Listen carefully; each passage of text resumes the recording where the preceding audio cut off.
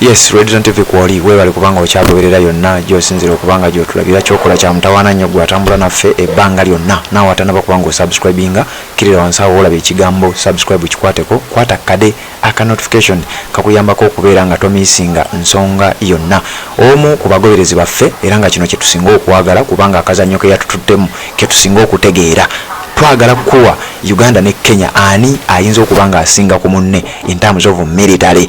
Omuntu omu yazze mu inbox yaffe natugamba, hi Redison TV, compare for me Uganda and Kenya in form of military strength. I want to see if our army can block Ugandans if they protest than Kenyan army. Onagamba nti mungerageranyize eggwanga lya Kenya mu maje n'eggwanga lya Uganda ani ayinza okubanga asinga munne. Njagala kulaba oba eggwanga lyaffe lya Uganda lisobola okumaintaininga banna Uganda, amaje gasobola okumaintaininga banna Uganda singa baba basazeewo okwekandagga nga bwe twakirabye mu ggwanga lya Kenya. Oyo mugoberezi waffe kana akazannyo wano ku Redison TV kensinga okubanga ntegeera. Kakati njagala nkutwale mu maje ag'eggwanga erya Uganda, nkutwale ne mu maje ag'eggwanga erya Kenya, nkulage ani ayinza okubanga asinga munne. Bwe baba barankinga amaanyi g'amaje barankinga ebintu bingi nnyo, mubeeramu population omuwendo gw'abantu, mubeeramu ebintu bingi nnyo, mubeeramu n'ebyobugagga eby'omu ttaka, mubeeramu ebintu bingi, naye ngenda kugenda specifically ku ebyo byensuubira nti gwe byewabadde oyagala okubanga omanya. Era ngenda kuwa comparison eno nga nsinziira ku mukutu baguyita global fire power, nga guno gwe gumu ku mikutu egirankinga amawanga mu nsonga z'amaje, mu nsonga oba mu maanyi okwetolola ensi yonna. Eggwanga erya Uganda n'eggwanga erya Kenya gye tugenda okubanga tutunuulira okusinziira ku mugoberezi waffe eyabadde atubuuza ensonga eno. Eggwanga lya Kenya wabaddeyo okwekalakaasa nga bannansi bawakanya kye bayita finance bill. Mu ggwanga lya Uganda nabo nalabye balina bye bateekateeka. Kati ono yadde ayagala kumanya nti ddala Uganda singa naffe tusalawo okukola kino, amaje ag'e Kenya bwe gaba nga galemereddwa abantu, agaffe gasobola okulemererwa. Ayagala kumanya Kenya versus Uganda ani asinga munne mu nsonga ez'amaje. Redison TV kwoli sooka osubscribinge tukulukute kubanga nkugambye kano ke kamu ku buzannyo wano ku Redison TV bwe nsinga okubanga ntegeera. Njagala tubeere nga tutambula ffenna okusinziira ku mukutu ogwa global fire power nga bwe nkugambye nti barankinga nga basinziira ku bintu bingi nnyo, wabula nze ngenda kulondayo specifically ebintu bino byendowooza nti gwe yambuuzizza byosinga okwagala okubanga otegeera. Bwe tugenda ku global rankings mu bifo nga olaba nti tukatusome table mu bifo okwetolola amawanga ku mawanga out of 145 Uganda ekwata kya 14, Kenya wano balaga nti ekwata kya 89. Era ngenda kutandika bwe ntyo mpola mpola. Ngenda kuwako ne population okusinziira ku mukutu ogwa global fire power kugamba nti Uganda erina abantu obukadde 48 newankubadde ng'ekitongole ekya Uganda Bureau of Statistics kyo kyatugambye nti Uganda tulina abantu obukadde twasigadde ku bantu obukadde 45. Kati gwali ku mukutu ogwa Redison TV bino ebibalo nkugambye byonna nkuwadde gye bisinziira. Gwe kiri eri gwe okubeera ng'otambula naffe ku mukutu ogwa Redison TV. Uganda ekwata ekifo kya 31, Kenya ekwata ekifo kya 27 mu muwendo gw'abantu. Kenya balaga erina abantu obukadde 57, Uganda wano balaga erina abantu obukadde 48. Awo Kenya neetusingawo wano nga balaga nti Kenya mu bantu abali fit for service ekwata kifo kya 37, Uganda 46. Nti abo bo emyaka gye balimu, embeera gye balimu, bali physically fit, basobola okulwana singa olutalo lubalukawo ng'ate amaje tegamala. Abali fit for service, Uganda erina abantu obukadde 9 n'emitwalo 59,372 ekwata kifo kya 46. Kenya erina abantu obukadde 13 n'emitwalo 79,437 n'ekwata ekifo kya 37. Awo nawo Kenya neetusingawo. Njagala tugende mpola mpola. Abantu abali mu myaka egisobola okukola amaje, Kenya ekwata kya 24, Uganda kya 23. Awo ne tugisingako abali mu myaka ndowooza wakati w'emyaka emeka kutubali 18 ku 45 abasobola okugenda ne bakuba ekikopo nga bali physically fit, bali mentally okay, nga tebalina buzibu bwonna. Uganda erina abantu 95,400, Kenya erina abantu 95,112. Ne tukkirira amaje agaliwo agoogerwako active personnel nti gano ge maje eggwanga ligayina. Uganda ekwata kya 71, Kenya ekwata kya 68. Kenya etusinga amaje 15,000. Uganda erina amaje 4.5, Kenya erina amaje 5,000. Wano ne tugenda waliwo kye bayita paramilitary forces. Uganda eyina omutwalo gumu, Kenya eyina emitwalo 2 n'ekitundu. Awo nawo ne tusingawo mu kifo ekya 28 ffe nga tuli mu kya 38. Wano tugenda mu kye bayita defense budget, sente ezisaasaanyizibwa ku magye. Bwe njogera ku finance budget mulimu ebintu bingi nnyo.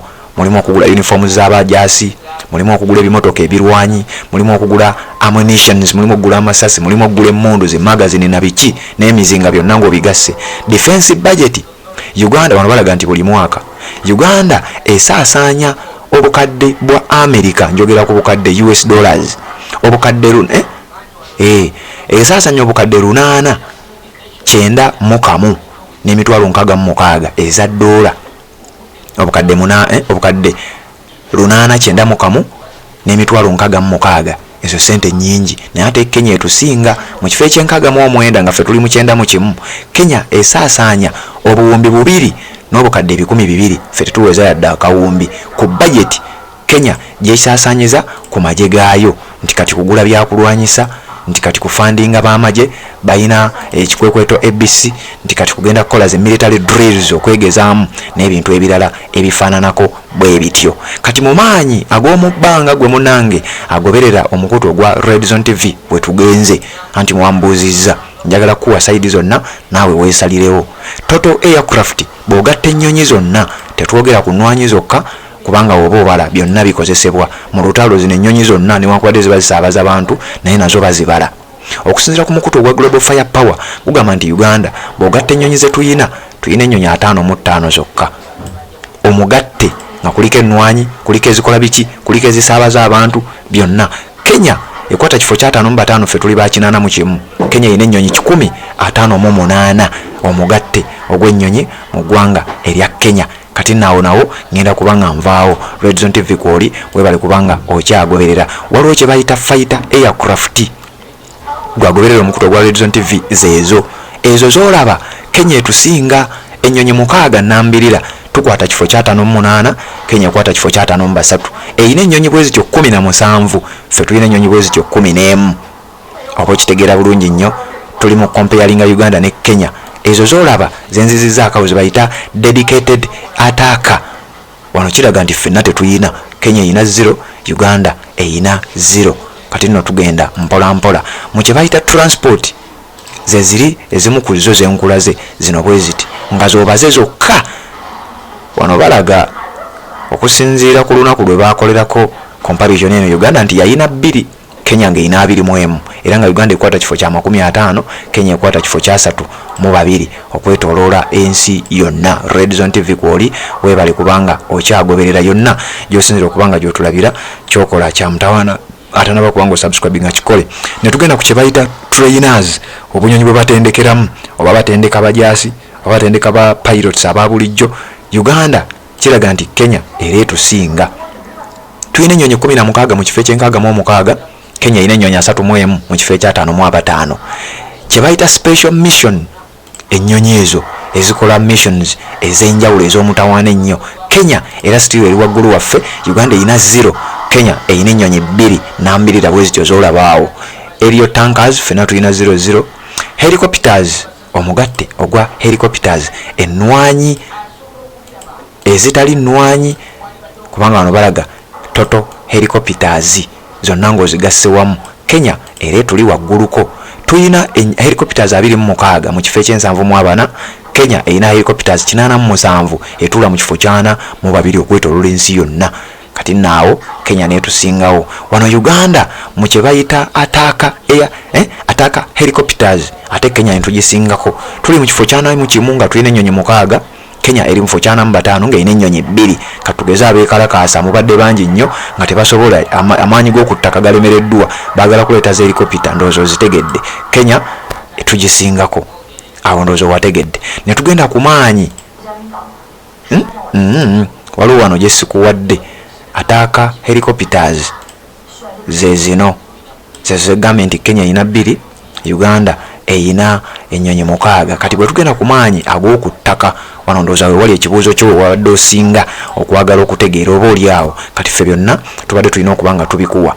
Tanka strength, mu maanyi agazi tanka, Kenya etusinga ebyuma 58 eri mu kifo kya 61 tuli mu kifo kya 68. Kenya erina tankers zonna omugatte 188. Uganda erina tankers omugatte 103 zokka zetuyina. Kakati netugenda waliwo kye bayita armored vehicles zibanga tanka teziyita mu masasi era nga zonna omulimu gwe zikola kyemmanyi zino wali ozirabye nako bw'obanga obadde ezimu zisobola okubeera nga tanka, zisobola okubeera ebimotoka. Kenya etusinga ebimotoka 1,694 eri mu kifo kya 68. Uganda eri mu kifo kya 87. Uganda erina ebimotoka ebyo 3,162. Kenya erina 4,856. Ezo zibayita armored vehicles, tebiyita mu masasi era osobola okuba nga obitegeera. Nkakasa wali obirabyeko Uganda bitambulira mu kibuga wakati awo naddala ng'embeera ebadde ya bunkenke. Kati wuliriza, waliwo kye bayita self-propelled artillery. Ekyo kisobola okubeera nga tanka kikasuka ebikompola. Self-propelled artillery Kenya erina 18, Uganda erina 6 zokka. Uganda etula mu kifo kya 73 kwetola ensi yonna. Kenya etula mu kifo kya 69. Ngenda kutwala mpola. Kati waliwo kye bayita towed artillery. Kino nakyo kyakulwanyisa kyakuttaka ebyo mubimanyi bye bateekamu ebizuka ne bakuba. Gwagoberera omukutu ogwa Red Zone TV. Towed artillery Kenya erina 53 mu kifo kye'74. Uganda mu kifo kye'84 tulina 26 zokka. Waliwo kye bayita mobile rocket projector. Anti wambuuzizza njagala byonna mbikuwe. Mobile rocket projector Kenya erina 0, Uganda erina 12. Uganda eri mu kifo kya 7, Kenya y'emu ku mawanga agatayina era agasembye. Okitegedde. Kati bwe tugenda ku maanyi ag'okumazzi, njagala okutegeeza nti ate wano Uganda tuli babi nnyo lwansonga tuli landlocked country. Tetusuubira lutalo lwonna nga lugenda kuyitira ku mazzi. Titulwane n'eggwanga eddala nga tulwanira ku mazzi kiyinza okuba nga kizibu. Aircraft carriers agamaato oba ndiyita emmeeri z'olabaawo Uganda terina, Kenya terina, newankubadde yo erina border n'eriyanja eriyitibwa Indian Ocean. Helo carriers fenna tulina 0. Submarines, abamanyi submarine muzimanyi, gano nago maato oba nga yite maato zirubbira ezibeera mu mazzi. Naye nno bino byakulwanyisa bya mutawaana nnyo bikozesa tekinologi ow'ekika ekya waggulu. Basobola okubeera wansi eyo mazzi ne ba freezinga internet ne batuusa obulabe ku tekinologi yonna gwobeera oyina. Era ne mu lutalo olw'okulwana bakasuka emizinga egy'omu mazzi gye tuyita torpedoes. Nga bw'olaba guno ogwo muzinga, nga bw'olaba ziri zenkula ze zikasuka emizinga mu bbanga. Kati eno naye ekasuka omuzinga gwayo eyo wansi mu mazzi gy'ebeera baziyita torpedoes. Kati submarine tetuyina, Kenya teyina. Destroyers tetuyina, Kenya teyina. Frigates tetuyina, Kenya teyina. Corvettes tetuyina, Kenya teyina. Patrol vessels ke kakaato koolabaawo, nyinza okukayita akaato nolooza katono, gaba maato gabwaguuga. Kenya erina 7, Uganda teyina lwansonga nga bwe nkugambye tuli landlocked. Agamaato ago omulimu gwago gabeera gakola patrols ku mazzi nga olaba nti waliwo kye bayita international waters. Naye ate waliwo amazzi we gabeera nti Kenya amazzi gaayo ku Indian Ocean gakoma wano. Kati oyo abeera agapatrolinga, tewali mulaba ayingira, tewali muntu agayiseemu mbumenyi bw'amateeka n'ebintu ebirala ebifaanana bwe bityo. Bwe tugenda waliwo airports, ogatta ebisaawe airports, kubanga ebisaawe bino mu lutalo biba bikozesebwa mu mbeera ey'obunkenke. Omugatti ogw'ebisaawe bisobola okuggwako ennyonyi oba nnwanyi oba nnyonyi nki. Kenya erina 197, Uganda wano balaga nti tulina 47 era tuli mu kifo kya 79. Naye nze ng'oggyeko Entebbe airport n'ekyo kye bali mu kuzimba Hoima, ebimu mmwe munaabiŋŋamba mu comment section. Tuli mu kifo kya 79, Kenya eri mu kifo kya 27. Merchant marine, kye bayita merchant marine, Kenya erina 25, Uganda 0.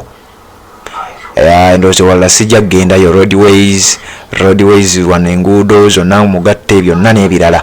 Natural resources bino bye nagambye nti nabyo babikonsidalinga okusinziira ku mukutu ogwa Global Fire Power gwe mbadde nkuweerako era nga ngezaako okwanukula ekibuuzo eky'omu ku bagoberezi baffe eyabadde atubuuza ku nsonga ezo. Ate ffe wano nga ku Red Zone TV wentera okugamba nti ffe byebimu ku bye tutera okubeera nga tukola. Bw'obanga obadde otugoberera ng'olina kye weetaaga okuba ng'omanya, nja kukusaba genda mu comment section oba jangu mu inbox yaffe gwasobola okujja mu inbox yaffe tubuuze ekibuuzo ky'ensonga yonna gye wandyagadde okubeera ng'omanya tubeere ng'ate tugikwasaganya bwentyo bwendabise okubeera ng'ate mbeerekereza naye mbadde nnyanukula omuntu eyatubuuziza ekibuuzo ti Uganda ne Kenya ani asinga mu maanyi ag'amagye in case nga Uganda singa bannansi beekyanga nga bwe twalabye amagye g'eggwanga lya Kenya bwe gakoze aga Uganda gakisobola nze nkuleetedde sayidi zombi kiri gy'oli okwerabira ani asinga naye wogerageranya ebintu ebisinga obungi biraga nti Kenya ebadde tuli wagguluko. Red Zone TV kwoli tuwuliziganye mu updates ezidda